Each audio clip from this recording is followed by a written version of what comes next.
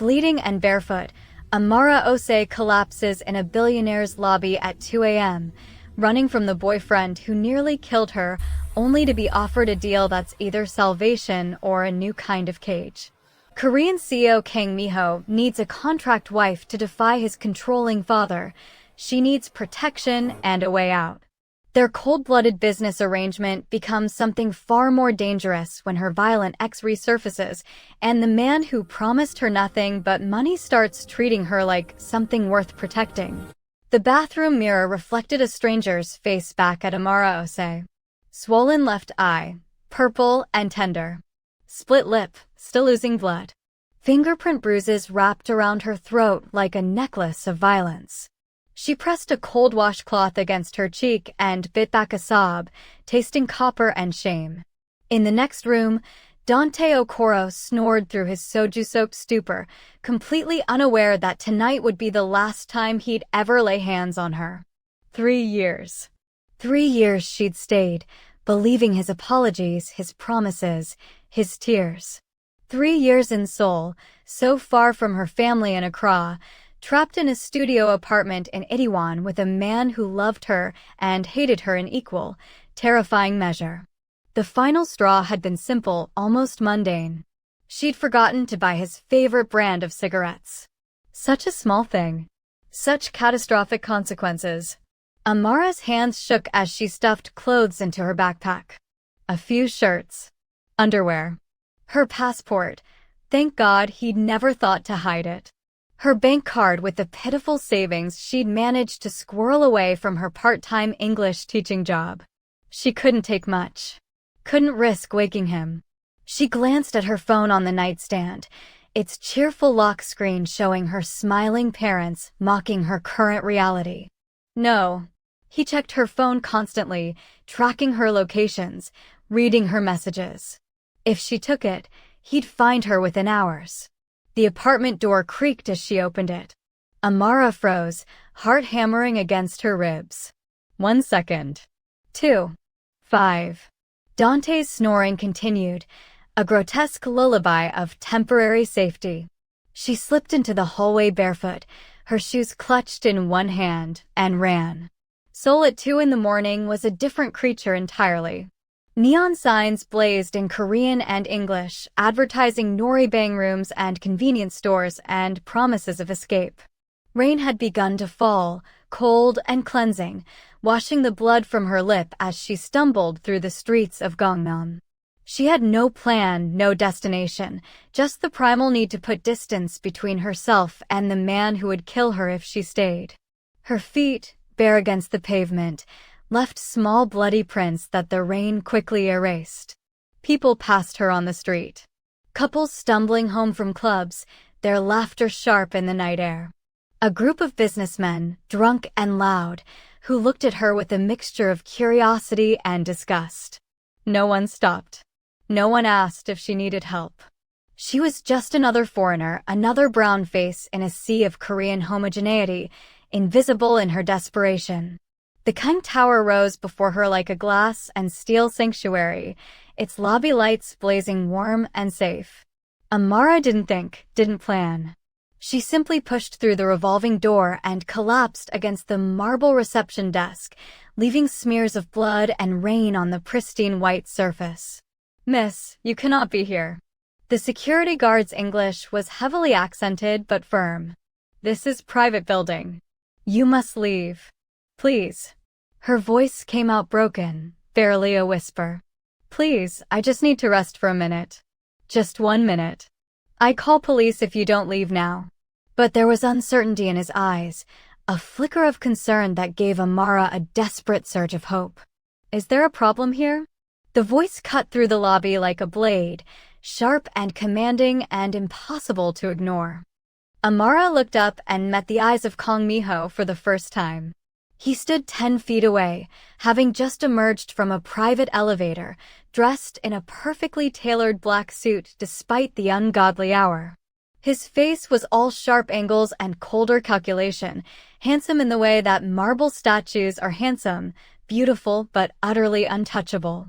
He couldn't have been much older than 35, but his eyes held the weight of someone who'd seen and done things that aged the soul, if not the body. "Sir, I apologize. This woman, she just came in. I'm removing her now." The security guard moved to grab Amara's arm. "Don't touch her." Minho's words stopped the guard mid-reach. He approached Amara slowly, like one might approach a wounded animal, his gaze cataloging her injuries with clinical precision. "You're bleeding on my marble." It was such an absurd thing to say, so coldly practical, that Amara almost laughed. Instead, she felt tears spill down her cheeks, hot against her cold skin. "I'm sorry. I'm so sorry. I didn't know where else to go. Who did this to you?" There was no warmth in the question, no sympathy, just straightforward inquiry. "My boyfriend. Ex-boyfriend. I left him tonight." The words tumbled out, desperate and honest. "I have nowhere to go. No friends here. No money for a hotel. I just needed somewhere safe for a few minutes, just to catch my breath, just to think."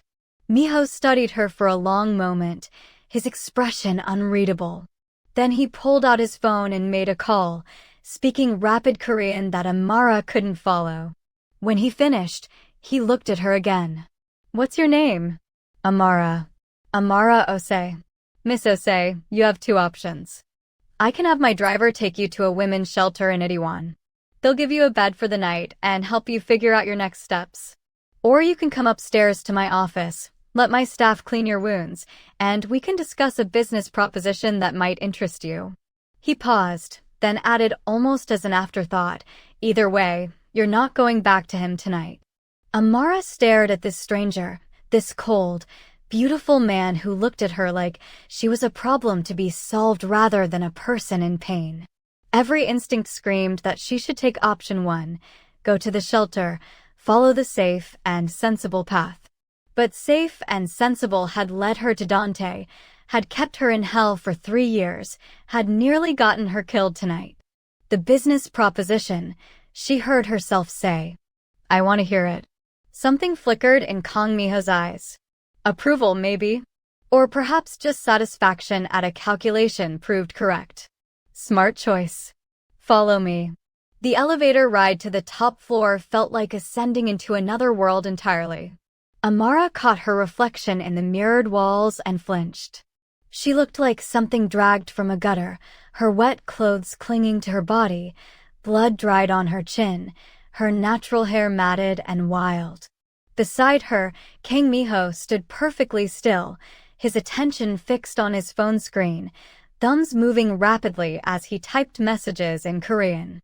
He smelled expensive, like bergamot and cedar wood, a sharp contrast to her own scent of rain and fear and copper.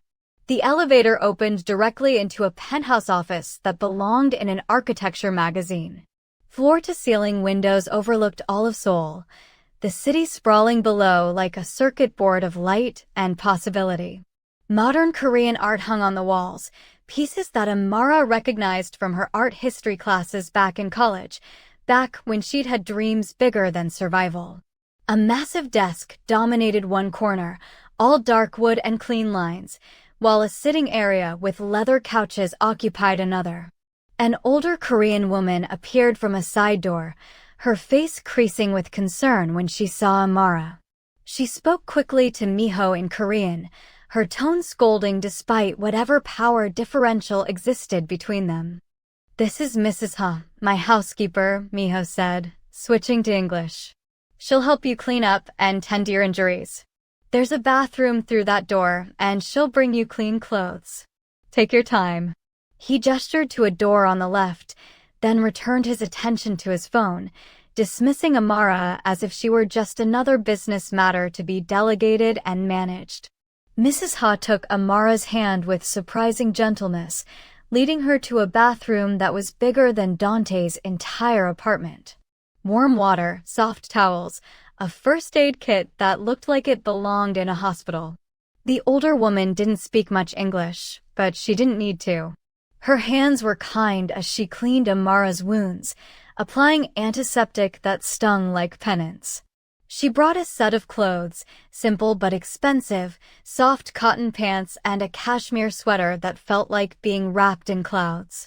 When Amara emerged 20 minutes later, cleaned and bandaged and dressed like someone who belonged in this world of glass and steel, Minho was seated on one of the leather couches. Mrs. Ha had set out tea and food, traditional Korean porridge that steamed gently in a ceramic bowl, along with banchan side dishes arranged artfully on small plates. Sit. Eat. Minho's command was casual but absolute. We'll talk business after you've had food. Amara's stomach, which had been clenched in anxiety for hours, suddenly roared with hunger. She sat across from him and ate, trying to maintain some dignity even as she shoveled the warm, savory porridge into her mouth like she'd never eaten before. It was delicious, comforting in a way that made her throat tight with unexpected emotion. Minho watched her eat with that same clinical assessment, like he was gathering data for some equation only he could see. When she finally set down her spoon, he spoke. Dante Okoro, 29 years old.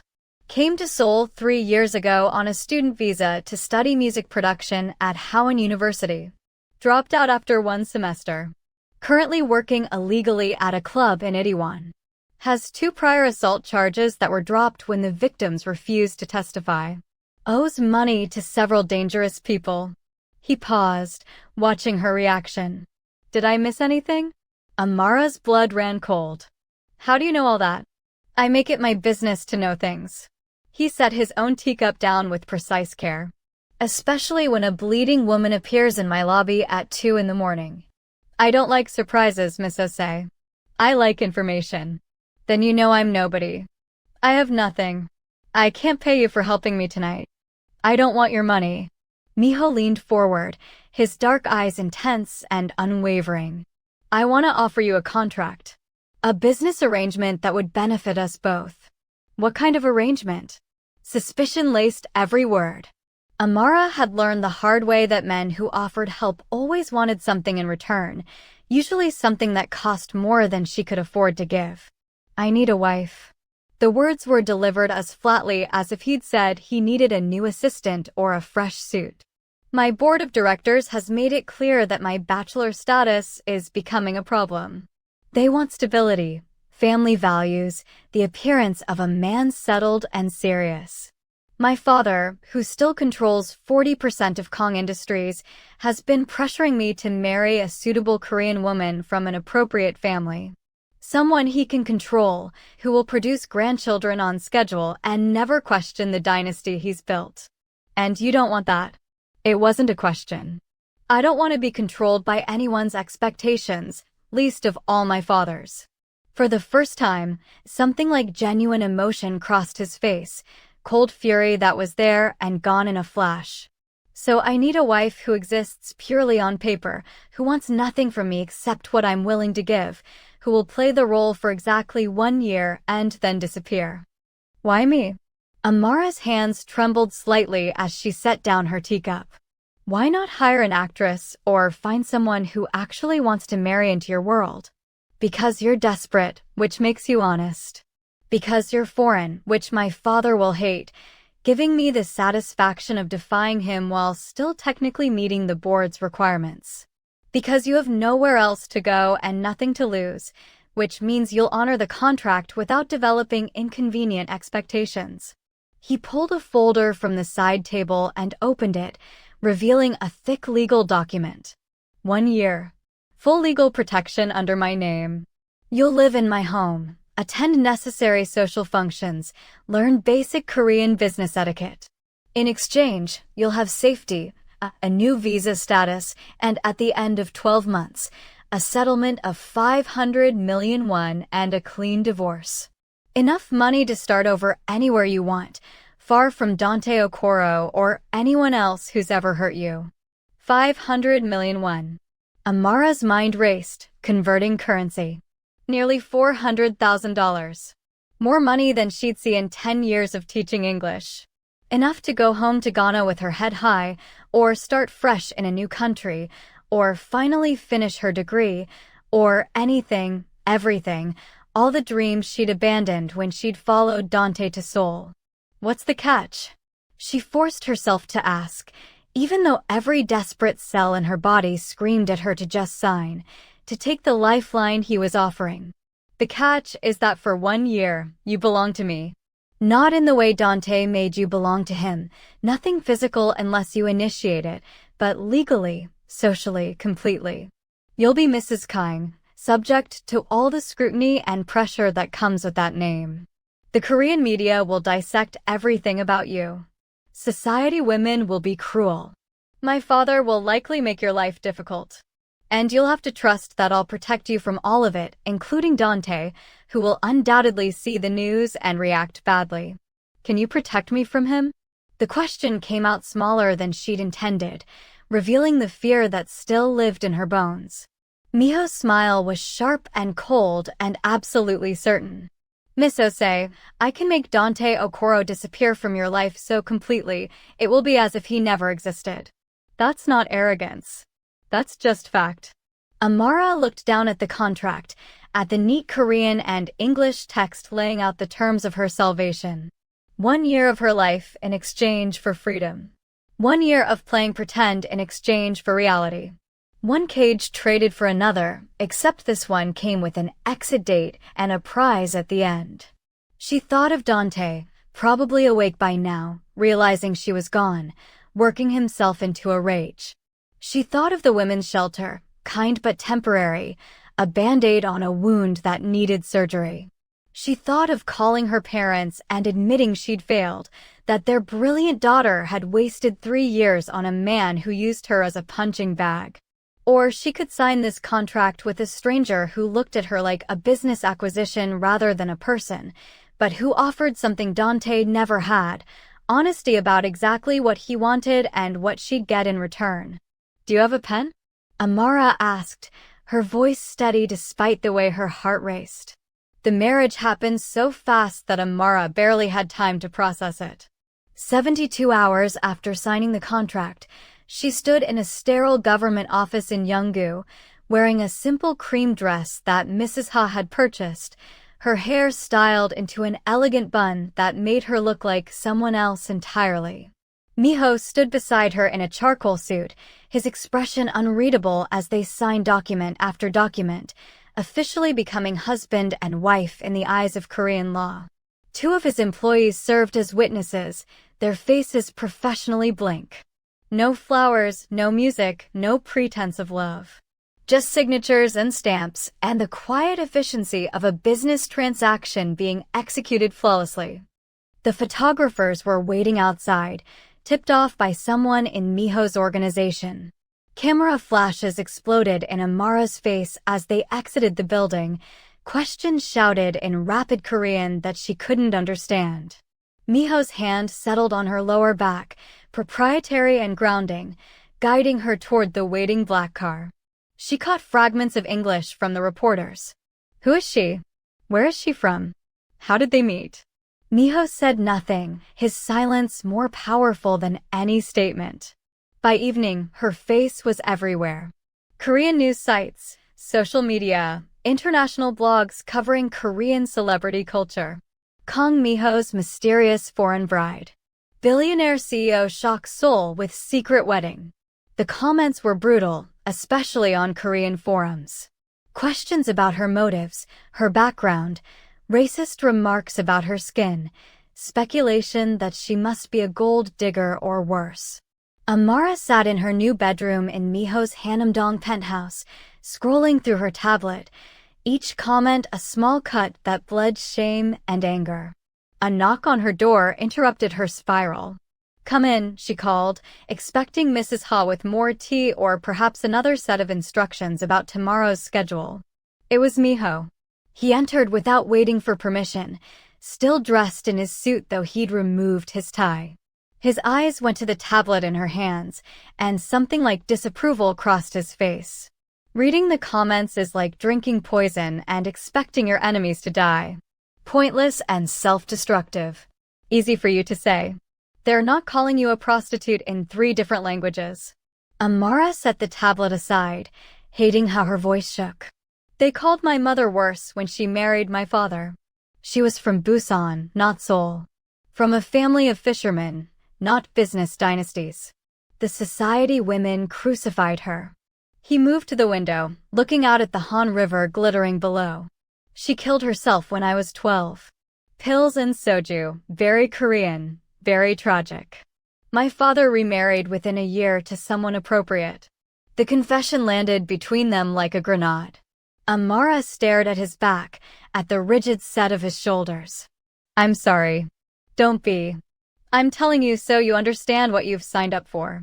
This world is vicious. It will try to break you. The question is whether you'll let it. He turned back to face her, his expression hard. Tomorrow you start training. Language lessons with a tutor at 8. Etiquette coaching at 10. Self-defense at 2. You wanted protection, Miss Osei. This is how you get it. Not by hiding behind me, but by becoming someone they can't touch. It's Mrs. Kang now, isn't it? The words tasted strange on her tongue. Something flickered in his eyes. Yes, it is. The next 3 weeks blurred into an exhausting routine. Korean language lessons that made her head ache, conjugations and honorifics and levels of formality that seemed designed to trip her up. Etiquette training with a stern woman named Professor Kim who criticized everything from how Amara held her teacup to the angle of her bow. Deeper. More respect. Again. Hours of repetition until Amara's back ached and her pride lay in tatters on the floor. But the self-defense training was different. That she craved. Minho himself taught her, appearing at the private gym in the building every afternoon at exactly 2 o'clock. He was a demanding teacher, precise and unforgiving, but also patient in a way she hadn't expected. He showed her how to strike properly, how to use her smaller size as an advantage, how to target vulnerable spots on a larger opponent. Again, he said, holding the training pad. Harder. Like you mean it. Like I'm him. Amara hesitated. They'd been carefully avoiding any mention of Dante, treating her past like a contamination that couldn't be acknowledged. Do it, Minho commanded, his voice sharp. Hit me like I'm Dante Okoro. Something broke loose inside her. Amara struck the pad with everything she had, a scream tearing from her throat, 3 years of rage and fear and humiliation channeled into her fist. Once, twice, 3 times. Her knuckles ached, but she didn't stop, couldn't stop, hitting until tears streamed down her face and her arms trembled with exhaustion. When she finally stopped, gasping and sobbing, Minho lowered the pad. He didn't try to comfort her, didn't offer empty words. He simply handed her a water bottle and said, "Better.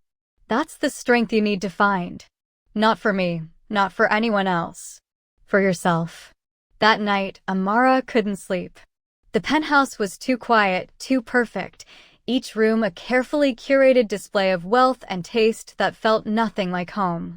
She wandered to the kitchen at midnight, hoping to find something familiar, something comforting. Instead, she found Minho, sitting at the island counter with a glass of whiskey and a pile of documents. "Can't sleep?" he asked without looking up. "Too much quiet. I'm used to hearing neighbors through thin walls, traffic noise, life." She moved to the refrigerator, opening it to reveal contents organized with military precision.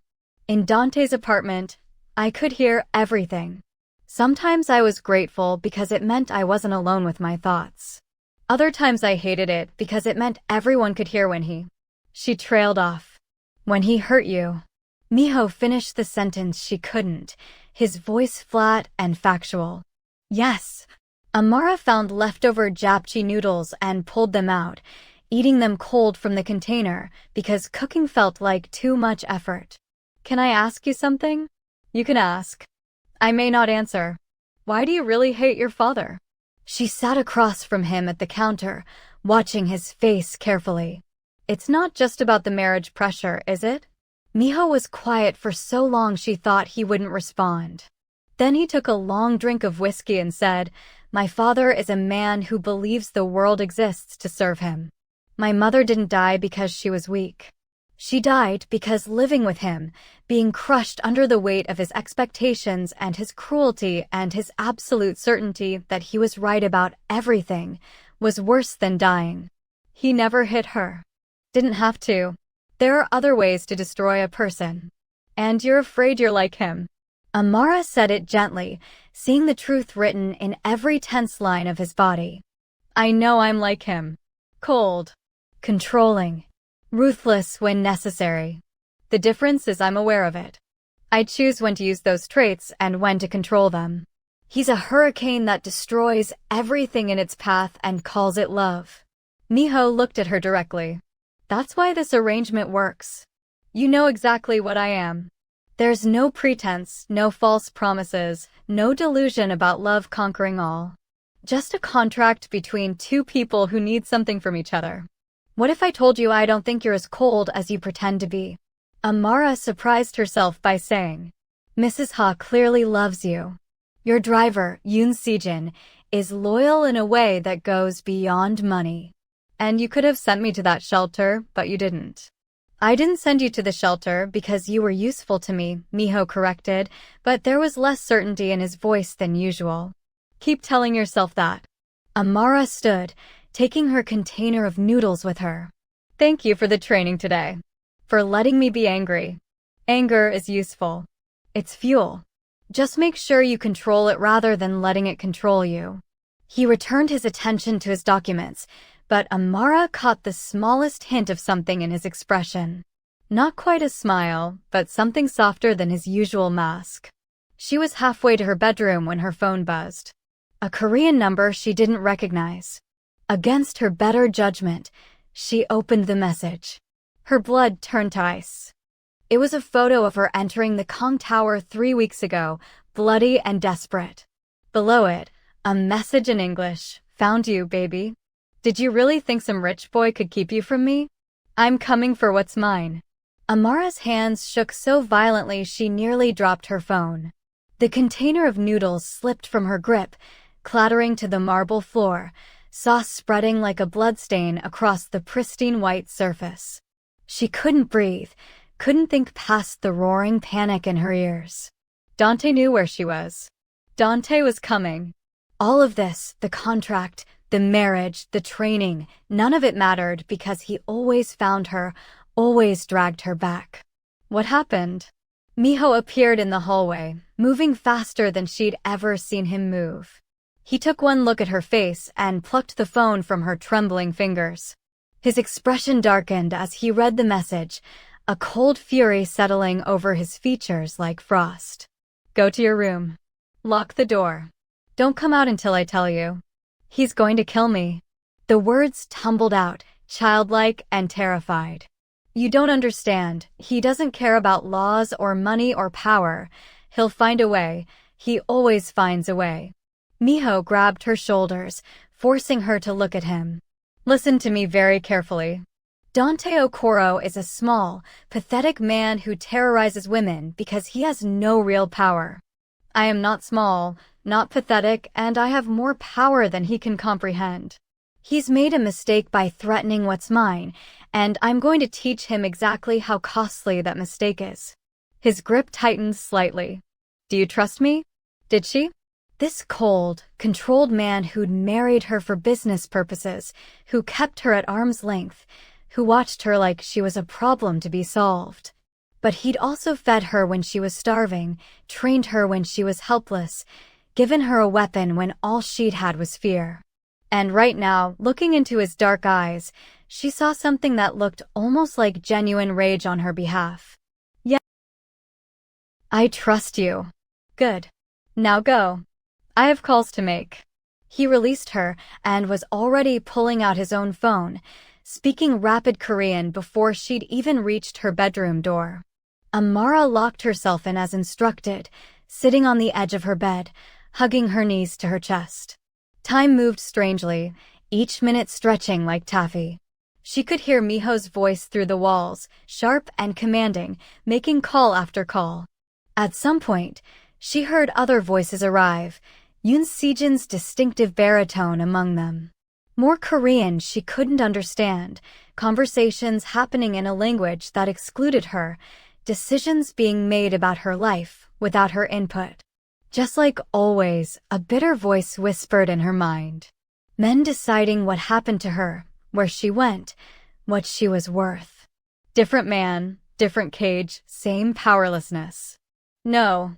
She stood abruptly, unlocking her door and marching down the hallway toward Minho's office. She didn't knock, just pushed the door open to find him with Yoon Se-jin and two other men she didn't recognize, all of them surrounding a laptop screen. I said stay in your room. Minho's voice was ice, his CEO persona fully activated. And I'm your wife, not your prisoner. Amara's voice came out stronger than she felt. Whatever you're planning, I deserve to know. This is my life, my safety. I won't be locked away like a child while the men make decisions. Something shifted in the room. Yoon Se-jin looked vaguely impressed. The two other men looked scandalized.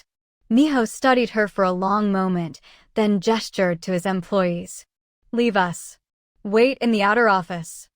When they were alone, he turned his laptop toward her. On the screen was surveillance footage of Dante, stumbling drunk down a street in Itaewon. We've had someone watching him since the day you signed the contract. He borrowed money from a loan shark named Park Sang-in to pay off his club debts. Park Sang-in happens to owe me several significant favors. As of 1 hour ago, Dante's debt was purchased by one of my subsidiary companies. He now owes me 40 million won with interest compounding daily. I don't understand. Amara moved closer, staring at the grainy footage of the man who'd terrorized her for 3 years, looking small and pathetic on screen. Korean loan shark debt is no joke. If you can't pay, there are consequences. Legal consequences, criminal consequences, immigration consequences. Minho's voice was clinical, almost bored, but his eyes gleamed with cold satisfaction. Tomorrow morning, Dante will be visited by immigration officials who've received an anonymous tip about his illegal work status. His visa will be revoked. He'll be detained and deported within 72 hours. By the time he's processed, he'll also have several assault charges waiting for him, filed by his previous victims who've suddenly found the courage to speak up, backed by lawyers I'm providing free of charge. He'll never set foot in Korea again. You can do all that? Just like that. Amara's voice was barely a whisper. I told you. I'm not a good man, Mrs. Kang. I'm a very effective one. He closed the laptop. Dante Okoro threatened my wife. That's not just a personal insult. It's a challenge to my authority, my ability to protect what's mine. I can't allow that challenge to go unanswered. Not in this world. What's mine? Amara repeated the words, tasting them. Is that really what I am to you? Property? Minho stood, moving around the desk to stand before her. They were close enough that she could see flecks of amber in his dark eyes, could smell his expensive cologne mixed with the whiskey on his breath. You're my responsibility. My obligation under our contract. My problem to solve. He paused, and when he continued, his voice was softer, almost uncertain. And perhaps something more, though I'm still determining exactly what. Something more, Amara echoed. Her heart was doing strange things in her chest, fear and relief and something else she didn't want to name tangled together. You confuse me, Kang Minho. 1 minute you're cold as ice, the next you're destroying my enemies like some kind of avenging angel. I'm not an angel. Angels are good. He reached up slowly, giving her time to pull away and touch the fading bruise on her cheek with unexpected gentleness. I'm just a man who keeps his promises. I promised you protection. I don't break my promises. They stood like that for a moment, something electric and dangerous crackling in the space between them. Then Minho stepped back, the moment shattering like glass. It's late. You should sleep. Tomorrow we have the charity gala, remember? First major public appearance as a couple. The society women will be circling like sharks. Let them circle. Amara surprised herself with the fierce certainty in her voice. I've survived worse than judgmental rich women.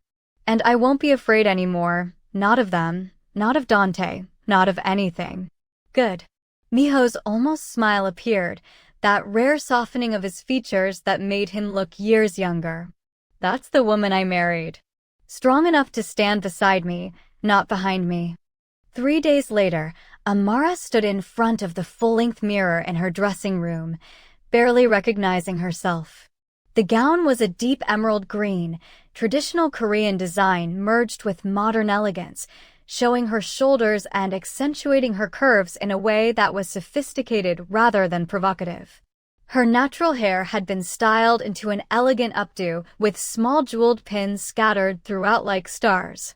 Diamond earrings that probably cost more than her parents' house dangled from her ears. She looked like she belonged in this world of wealth and power, like she'd been born to it rather than stumbling into it bloody and desperate. Mrs. Ha appeared behind her, adjusting a final pin with gentle hands. Beautiful, she said in her limited English. Strong. Good wife for Mr. Kang. I'm not sure he'd agree with you about that. Amara smiled at the older woman's reflection. Mrs. Ha shook her head firmly. He looks at you different now. Before, you were business. Now, you're something else. Something important. Before Amara could process that statement, Minho appeared in the doorway. He stopped dead, his usual composed expression cracking for just a moment. You look. He seemed to struggle for words, which was so unlike him that Amara almost laughed. Acceptable. Ready? Acceptable, Amara repeated, raising an eyebrow. Such high praise. I don't give empty compliments. They're meaningless. But his eyes said what his words wouldn't, traveling over her with an intensity that made her skin warm. The car is waiting. The gala was exactly as intimidating as Amara had feared. Hundreds of Korea's elite packed into a luxury hotel ballroom, all designer clothes and practiced smiles and conversations in rapid Korean that excluded her completely. Cameras flashed as she and Minho entered, his hand warm and possessive on her waist. Whispers followed them across the room, not even trying to be subtle. A group of women approached, their smiles sharp as knives. The leader, a stunning woman in a white gown, spoke in perfect English. Mrs. Kang. How delightful to finally meet you. I'm Yoon Myri. My family and the Kang family have been friends for generations. In fact, there was a time when everyone assumed Minho and I would marry. Her smile never wavered. Tell me, how exactly did you two meet? The story has been so mysterious. Amara felt Minho tense beside her, felt the trap being laid. She could play it safe, give some vague answer, let these women smell her fear. Or she could remember the woman who'd punched a training pad with all her rage, who'd faced down her abuser's threats, who'd signed a contract with a stranger because she refused to be a victim anymore. I was running from a violent situation and Minho offered me protection, she said clearly, her voice carrying. He saw someone worth saving when everyone else saw someone to ignore. That's how we met. Not a fairy tale, but the truth. The silence that followed was deafening. Myri's smile faltered. The other women looked uncertain, robbed of their ammunition. You couldn't mock honesty that raw, that brave. Minho's hand tightened on her waist, and when she glanced up at him, his eyes held something that looked almost like pride. My wife is remarkable, isn't she? He said to the group, his tone making it clear the conversation was over. If you'll excuse us. He led her away, toward the balcony where the night air was cool and clean. That was either very brave or very foolish, he said quietly. Maybe both. Amara leaned against the railing, looking out at Seoul's glittering skyline. I'm tired of being ashamed. Tired of hiding. You told me to be strong enough that they can't touch me. Well, how can they use my past against me if I own it first? You continue to surprise me, Mrs. Kang. Minho stood beside her, and this time when his hand found hers on the railing, it felt less like possession and more like partnership. I think this arrangement might turn out to be more interesting than I anticipated. Amara laced her fingers through his, feeling the calluses on his palms from their training sessions, the warmth of his skin against hers. You know what's funny? I came to Seoul for love and found hell. I married you for safety and found something I'm still figuring out. She looked at him, at this complicated, contradictory man who was cold and kind, ruthless and protective, her captor and her savior all at once. What happens when the year's up? I don't know. For once, Minho sounded uncertain, almost vulnerable. The contract says you leave. But contracts can be renegotiated if both parties are willing. And are you willing? Her heart hammered against her ribs. Instead of answering, he pulled her closer, his free hand coming up to cup her face with unexpected tenderness. Ask me again in 12 months. When you're truly free to choose, not desperate or trapped or grateful. When you can walk away with money and safety and no obligations. Then we'll see what you want. It wasn't a declaration of love. It wasn't even a promise. But somehow, it was more honest than any of that would have been.